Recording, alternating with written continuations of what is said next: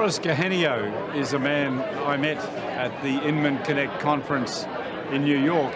He's joining me now to talk about real estate in the Netherlands. Boris, thank you very much for your time. Well, thank you for having me, Kevin. We're in the party atmosphere here. The party has just begun, but I really appreciate you giving us your time. Tell me about real estate in the Netherlands. I understand your company does marketing for real estate agents? That's right, Kevin. How does that fit? How does that work? How does that work? I'll tell you. My company, Fundament, is specialized in the marketing of new builds. And through new builds, we have contacts with a lot of agents, and we're also moving into the existing home marketing. Basically, how the market in the Netherlands is organized, we have one really strong central brokerage. It's called the NVM. It's I don't know how it is in Australia, but in America you can compare it to the NAR, the National Association of Real Estate. And they have a really smart way. They organize the whole data and inventory stuff in the Netherlands. So all the inventory is nearly centralized, and all the agents can take their inventory out and publish that on their websites, in the papers, etc. So the marketing in the Netherlands of the agents it's really up to date. Do they look at licensing as well, licensing the agents? Yes, the NVM licenses the agents, and almost they have an 80%, 90% market share. So all agents are licensed. Yes. So what's the structure in the Netherlands in terms of how do the brokers work? Do they work as a buyer and a seller? Good question. They work. They cannot work for the buyer and the seller at the same time. At the same time. Okay. They can only represent the buyer, or only represent the seller. And what are the commission structures? The commission structures. It's not a split like it is in the US or in the UK, and probably like it is in Australia.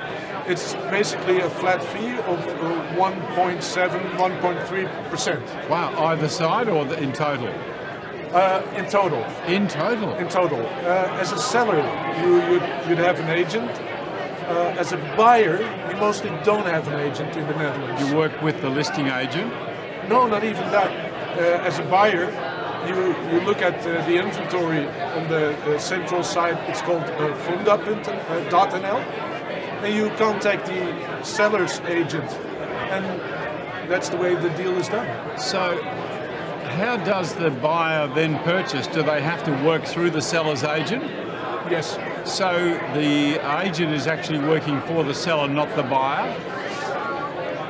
You could say that, Kevin, but because the Dutch market is really structured, you'd have basically just have a standard contract, and if it gets really legal, then the buyer would contact a solicitor or a legal person.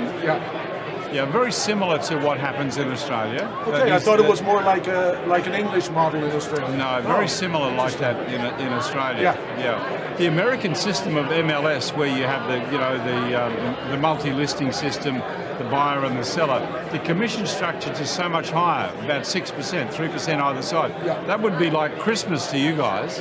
Yeah. I brought in a group of 80 agents with me, and if they hear the percentages, they're like, wow, we need to go to the States. But on the other hand, if you look at the costs that the agents here have to make in order to put up a listing, in order to market the listing, then the percentages become logical. So how does the marketing happen in the Netherlands? Who sells for the market? Who pays for the marketing? In part, the agent pays, but most of the times these costs are transferred to the seller. So the seller pays like that percentage to the agent plus extra marketing fees. And what's the marketing like in the Netherlands? Is it press? Is it television? No. The marketing in the Netherlands is mostly done online, and also in the newspaper, but that's really shrinking. So most of the marketing is done through that one central website that has most of the market share. It's fundament.nl, but also with Facebook ads and Google ads And because the market was really, really good in the Netherlands, a lot of agents just put it on Facebook and sold it through Facebook. And now the market is slowly slowing down, and we expect a bit of a downturn in the market at this moment. Do agents work in a small area? Are they hyper-local, or do they work? Definitely hyper-local. Hyper-local. So they're doing things like local farming, local looking for listings in a small area? The way that most of the time the seller contacts the agents, it's not like in America where the agents really have to go out and find sellers and find buyers.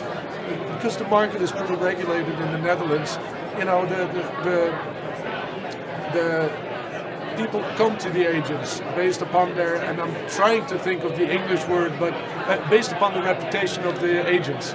Yes, okay. Much the same, so it's a reputation. Yeah. Boris, thank you so much for joining me. I know I've dragged you away from the party, but thank you very much for being with us.